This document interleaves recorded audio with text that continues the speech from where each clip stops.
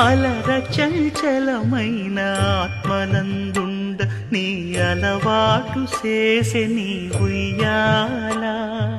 అలర చంచలమైన ఆత్మలందుండని అలవాటు చేసే నీ ఉయ్యాల పలుమారు ఉచ్ఛ్వాస పవనమందుండ నీ భావంబు తెలిపే నీ ఉయ్యాల పలుమారు ఉచ్ఛ్వాస పవనమందుండని నీ భావంబు తెలిపే నీ ఉయ్యాల